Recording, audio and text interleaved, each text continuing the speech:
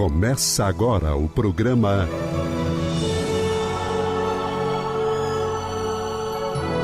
O Livro dos Espíritos em Nossa Vida.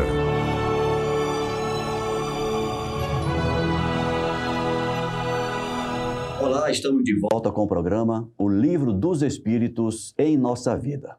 Mais uma vez, sejam todos muito bem-vindos ao nosso espaço de estudo da doutrina espírita, especificamente de O Livro dos Espíritos. Comigo, o meu companheiro de sempre, Alcir Almeida. Seja bem-vindo, Almeida. Obrigado, Ricardo. Obrigado a cada um de vocês. Um abração, aguardando os seus likes e os seus dislikes, mas sempre que fizer o dislike, faça o seu comentário também para que a gente possa melhorar. Forte abraço. Vamos lá, Ricardo. Almeida, este é o programa de número 241. Isso significa que, contando com este programa, os nossos ouvintes têm 241 programas disponíveis no nosso canal no YouTube para assistirem, para estudarem o Livro dos Espíritos, para conhecerem um pouco da doutrina espírita. São quase 5 anos, né? Não tem mais. Eu acho que já passamos dos 5 anos de trabalho aqui, Almeida. Almeida, vamos para a questão 606? Vamos lá. Tratando ainda dos 3 reinos, especificamente dos animais e dos homens, na questão 606, Kardec fez a seguinte pergunta: onde os animais tomam o princípio inteligente que constitui a espécie particular de alma da qual eles são dotados? Vou falar bem curto e bem rápido. Princípio inteligente universal, ponto. Não vamos inventar, não. Do mesmo lugar onde tiramos nós o nosso princípio inteligente, eles tiraram deles. Nós poderíamos generalizar dizendo das mãos de Deus. Direto. Não é isso? Somos é de lá que surge. Diretos da mão de Deus. É isso. E a resposta é essa, Almeida. No elemento inteligente universal. Se a gente lembrar da primeira pergunta deste livro, quando Kardec perguntou o que é Deus, e a resposta foi que é a inteligência suprema, causa primeira ou primária de todas as coisas. Então é de lá que nós aurimos o nosso princípio inteligente.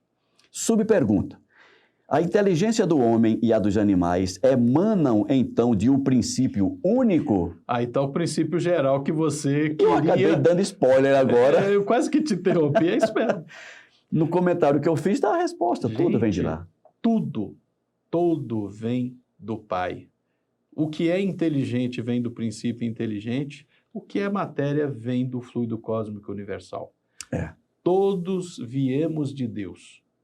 Todos e tudo viemos de Deus. É verdade. Se a matéria veio de Deus, se a inteligência veio de Deus. E a resposta diz, sem nenhuma dúvida, mas no homem ela recebeu uma elaboração que o eleva acima do animal. Essa resposta merece um comentário mais especial, mas a próxima pergunta vai dar espaço. Eu acho que sim. E se você sentiu necessidade de um comentário maior sobre esta elaboração que eleva a alma do homem acima da alma do animal, assista aos nossos programas anteriores, porque nós já comentamos bastante essa diferença, essa evolução que ocorre do princípio espiritual que anima o animal e especificamente da alma humana. Nos programas anteriores tem isso bem esmiuçado. Almeida, questão 607. Foi dito que a alma do homem, em sua origem, está no estado da infância na vida corporal, que sua inteligência apenas desabrocha e ensaia para a vida. Para maiores detalhes sobre isso, questão 190 desse mesmo livro. Onde o espírito cumpre essa primeira fase? Olha, já falamos, inclusive, neste capítulo, né, que maiores detalhes, evolução em 2 mundos, do André Luiz pela mediunidade do Chico. Para chegar ao estado hominal, a gente já passou por muita coisa. A gente já foi pedra, a gente já foi flor e a gente já foi bicho para chegar onde nós estamos, né? Então, resumindo, em tudo que a gente vivenciou, para nos tornarmos capazes, para alcançarmos essa elaboração a mais que nos coloca acima da vida animal, foi uma série de existências, uma série de experiências que já obtivemos, que já percorremos para chegar onde estamos hoje. E a resposta diz exatamente isso, Almeida. Uhum. Numa série de existências que precedem o período a qual chamais de humanidade. Antes de termos galgado a condição de espírito humano, vivemos infinitas experiências, como o Almeida bem falou, no reino vegetal, no reino mineral, no reino animal, até chegarmos onde chegamos. Uhum. Tem uma subpergunta aqui, Almeida. Isso. A alma pareceria, assim, ter sido o princípio inteligente dos seres inferiores da criação? Olha... Antes de você comentar, Almeida, apenas... Vamos olhar o bico. Eu fico pensando sempre nos companheiros que estão chegando agora e dizer assim, ora, mas isso já está respondido em questões anteriores, isso já foi comentado. Será que o Kardec esqueceu que ele já perguntou isso, está perguntando de novo? Não, gente, o Kardec não esqueceu.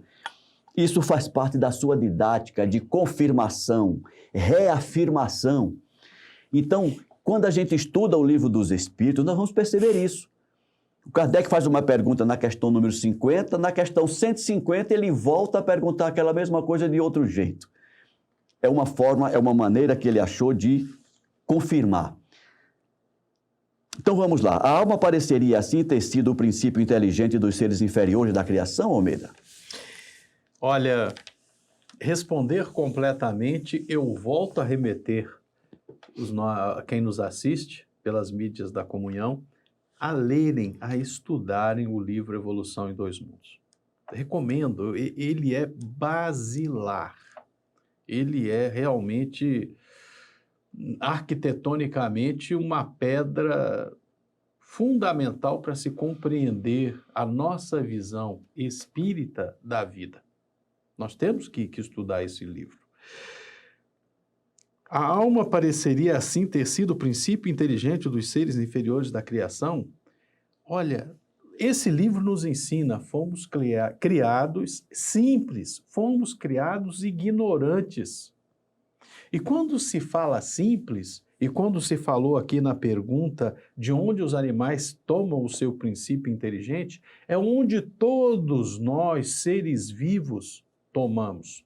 Somos filhos do mesmo Pai, somos irmãos, não apenas em humanidade, mas em animalidade, em vegetalidade, em mineralidade. Em criação. Em criação, nós somos todos filhos de um mesmo ser que criou a tudo, né? Então, se nós chamamos hoje o princípio espiritual que nos anima de alma, ele tem outros nomes, mas é sempre o mesmo princípio inteligente desde o início, que veio da mesma fonte, que acumulou, como bem você disse, uma série incontável de experiências para estarmos aonde estamos. Tudo, cada passo, cada momento, exigindo o seu aprendizado, é o momento de aprendermos alguma determinada coisa, né? Nós aprendemos a ser um entre muitos. Lá na mineralidade, nós éramos uma partícula pequena no meio de um veio mineral qualquer. Fomos para o vegetal e começamos a nos organizar a ganhar individualidade, a começar a perceber que exige-se a necessidade de buscar o alimento, lança-se raízes, a absorver o alimento, a processar esse alimento, de acordo com a luz solar, processar esse alimento, formar o seu próprio lenho, o seu próprio galho, a sua própria folha. Evoluímos, aprendemos ainda a viver em comunidade, abelhas, formigas, cupins, mas aos poucos fomos ganhando em individualidade em formas superiores a animais. Começamos a desenvolver instintos superiores, começamos a ter centelhas de pensamento, até o momento em que os espíritos engenheiros siderais, espíritos superiores muito próximos da perfeição relativa, chegou o momento desse que um dia virá a ser Alcir chegar ao reino nominal. Então vamos dar a ele pensamento contínuo e livre-arbítrio. E aí começou uma nova série de experiências, né? No início muito animalesco e cada vez menos animalesco, não que tenhamos deixado de ser muito animalescos, mas o ser humano do século XXI é um pouquinho mais aperfeiçoado que um Neandertal de algumas centenas de milhares de anos atrás. É isso mesmo, Almeida. Resumindo. E a resposta, Almeida, diz o seguinte. Ela é longa. Ela é longa. Se você quiser fazer algum comentário enquanto eu estou lendo a resposta, por favor. Não dissemos que tudo se encadeia na natureza e tende à unidade? É nesses seres que estais longe de conhecer totalmente que o princípio inteligente se elabora, se individualiza pouco a pouco e ensaia para a vida, como dissemos. É de alguma sorte um trabalho preparatório, como o da germinação, em seguida ao qual o princípio inteligente sofre uma transformação e se torna espírito. Então, essa ideia da germinação é interessante, né? O princípio espiritual, ele germina no mineral, vai florescendo no vegetal, no animal, até que ele seja galgado. Aprende a caminhar no animal. Aprende a caminhar no animal, até que atinge a humanidade, a condição de espírito humano. É então que começa para ele o período de humanidade, e com ele a consciência de seu futuro. E veja que alguns programas atrás a gente estava falando de senciência. Isso. É você separar o você do universo. Eu sou alguém à parte do universo. Existe o mundo lá fora e existe o eu. E isso só acontece na humanidade. Na humanidade. Os animais não têm consciência disso, os vegetais não têm consciência disso, os minerais não têm consciência disso. É então que começa para ele o período de humanidade e com ele a consciência de seu futuro, a distinção do bem e do mal. Ou seja, aí precisa. Sim. Consciência do bem e do mal.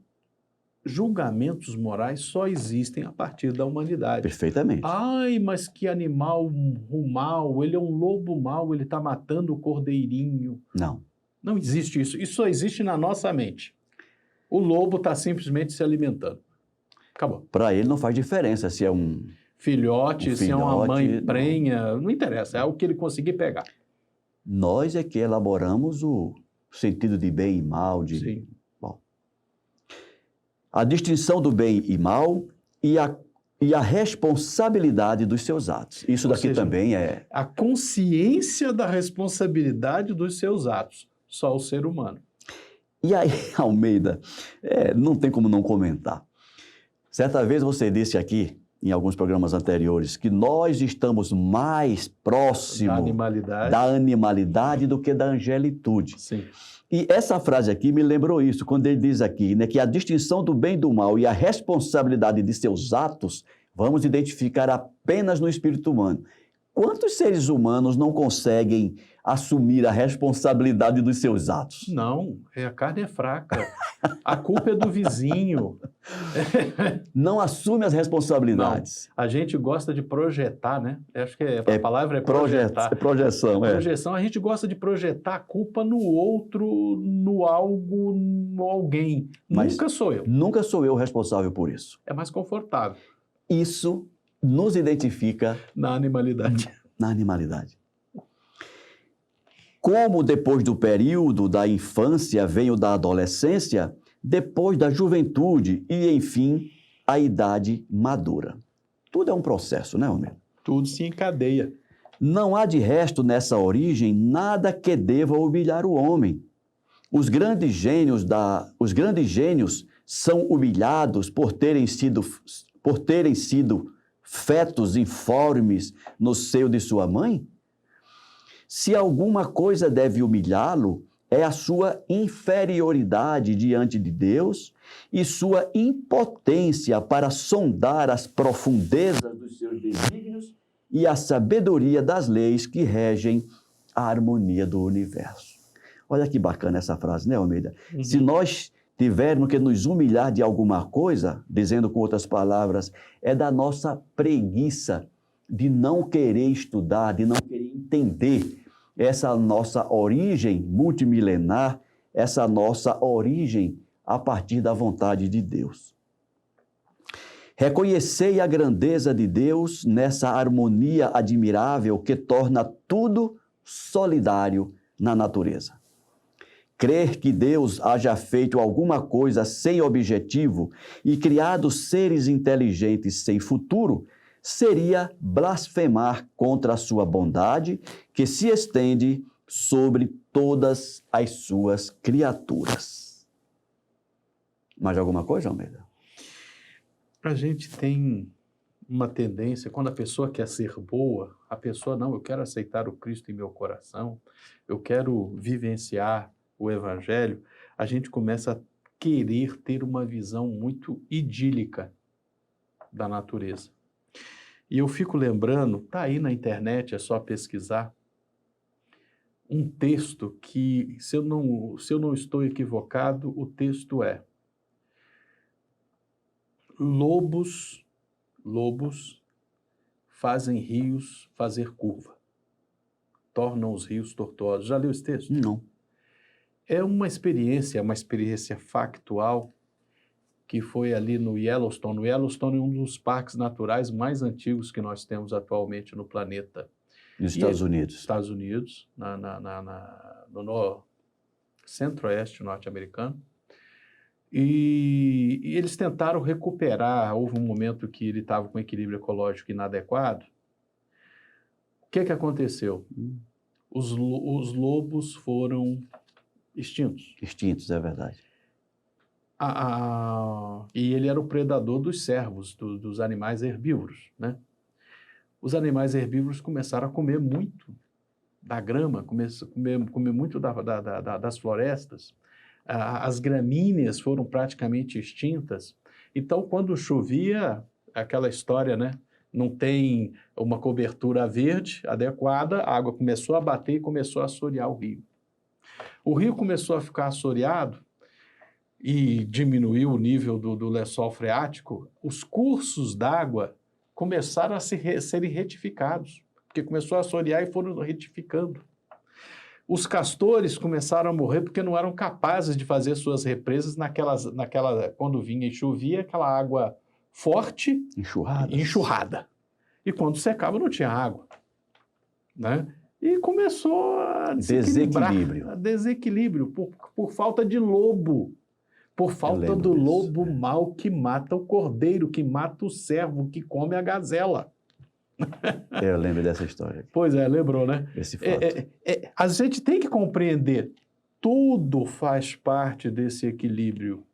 Até, como diria Emmanuel, né? Até aquele verme mais solerte que não merece ter um nome, ele faz parte do equilíbrio de um sistema. E nós também, seres humanos, fazemos parte. Né? E o lobo também, gente, não esqueçam. Tudo interligado. Ou seja, mesmo o homem mau também faz parte. Sim, sim. É aquilo que a gente diz, né, Almeida? Para eu provar que adquiri a virtude da paciência, eu preciso de alguém que venha testar a minha paciência. Com certeza. Começando por aquele que está ali do outro lado do espelho. Começando por aquele, é o mais próximo. É, o mais próximo. Almeida, temos ainda uma subpergunta. Isso. Esse período de humanização começa sobre a Terra? A humanização da Terra começou 500 milhões de anos atrás, segundo André Luiz, em Evolução em Dois Mundos. O que não quer dizer que todos aqueles que começaram o seu período de humanização começaram na Terra desde a ameba. Não quer dizer isso. Assim como não quer dizer que... O que eu quero dizer é, espíritos que aqui chegaram, começaram a sua evolução, foram para outros planetas para continuar a sua existência, porque alcançaram o seu amadurecimento numa data inadequada, né, para uma grande transformação no globo terrestre. Assim como muitos de nós que aqui estamos, não quer dizer que tenhamos iniciado a nossa jornada aqui na Terra. Podemos ter vindo de outros globos, como Exilados de Capela prova que uma grande coletividade veio daquele planeta para cá. É verdade, Almeida. E uma coisa, não sei se você vai concordar, quando a gente vê, por exemplo, o livro Os Exilados da Capela. Eu entendo que ali a espiritualidade nos traz uma demonstração de um fato ocorrido em Capela, mas que provavelmente ou certamente não foi o único. Perfeito. Outras correntes de exílios ocorreram de outros globos para cá também. Isso. Para maiores detalhes, eu recomendo a leitura do livro A Caminho da Luz, do Emmanuel. Pelo Chico Xavier. Pelo Chico Xavier. Então, nesse sentido, se alguém pergunta, no período mineral eu estava na Terra? Não sei. Eu, particularmente, diria pouco provável. Pouco provável. É muito longo no tempo. O período que o princípio espiritual experiencia no mineral, no vegetal, vai os milhares e milhares de anos. Eu diria até bilhões. Ou bilhões, né, Almeida, de anos nos minerais, e depois nos vegetais, depois nos animais. Eu diria, correndo o risco de estar errado, obviamente. E sem a menor preocupação de alguém chegar e mostrar que a gente está errado. Pô, muito obrigado. Não tem problema. Mas eu diria que, nesse sentido, todos nós somos extraterrestres. Somos. Somos, né? Ou seremos? Que seremos, eu diria, com certeza. Com certeza. Com certeza seremos. E eu arrisco dizer que nós não somos autóctones, nós não somos originários desse planeta. Nativos desse planeta. Nós estamos aqui numa jornada cujo princípio a gente não consegue enxergar e para uma jornada cujo fim a gente com certeza não enxerga nada. Porque está muito longe. E porque a gente é muito pequeno para saber o tamanho dela. Ainda muito pequeno. Resposta, Almeida. A Terra não é o ponto de partida da primeira encarnação humana. Então, pronto. O período de humanização começa, em geral, em mundos ainda mais inferiores. Abri um parênteses, Almeida. A Terra é um planeta ainda... Expiação e prova. Expiação e prova, muito pouco evoluído. Uhum. Mas ainda tem... Ainda tem. Alguém atrás na fila. E se a gente quiser imaginar, ter uma demonstração assim, o que é um planeta? Vamos imaginar os nossos neandertais, os nossos cromaions, os nossos australopitecos. Os australopitecos. Então, mais ou menos ali, a gente tem uma demonstração primitivos do que seja um mundo primitivo. Só para a gente ter uma ideia. Isso, entretanto, não é uma regra absoluta e poderá acontecer que um espírito, desde seu começo humano, esteja apto a viver sobre a Terra. É possível, dependendo da velocidade evolutiva do aprendizado do espírito. Esse caso não é frequente e seria uma exceção. É sensacional isso. A regra é: você está aqui num período, vai para ali, passa para outro, de planeta em planeta, não é de continente para continente. Não é de continente para continente. Mesmo porque de continente para continente, eu acho que já está mais do que demonstrado que nós não somos autóctones das Américas. Não. Né? Nós estamos vindo de... outras existências. Outras existências. Almeida, eu acho que o nosso tempo está acabando. Sim. Eu acho que nós vamos ficar por aqui. Você tem alguma coisa a mais para comentar do que foi dito, do que foi estudado hoje? Não, só agradecer a companhia dos nossos irmãos, mandar um grande abraço. E toda vez que a gente quiser achar que a gente é muita coisa, imagina quantos planetas superiores ao nosso não existem. Inclusive no nosso sistema solar. Pois é. Leitura, doutrina espírita, tem muito livro falando sobre isso. Estejam à vontade. Almeida, mais uma vez, muito obrigado pela sua companhia. Obrigado. Muito obrigado mais uma vez à companhia de todos vocês. Se gostaram, deixem o seu like. Se gostaram, divulguem. Lembrando mais uma vez, ao divulgarem este programa, vocês não estarão divulgando o Ricardo nem o Almeida. Vocês estarão divulgando a doutrina espírita, dando a oportunidade a familiares, amigos, colegas de trabalho, de conhecerem um pouco sobre essa doutrina que ainda é muito pouco conhecida, apesar de toda a divulgação que tem ocorrido nos últimos anos. Participe desse processo. Afinal, como sabemos, a maior caridade que fazemos à doutrina espírita é a sua divulgação. Forte abraço a todos e até a próxima semana.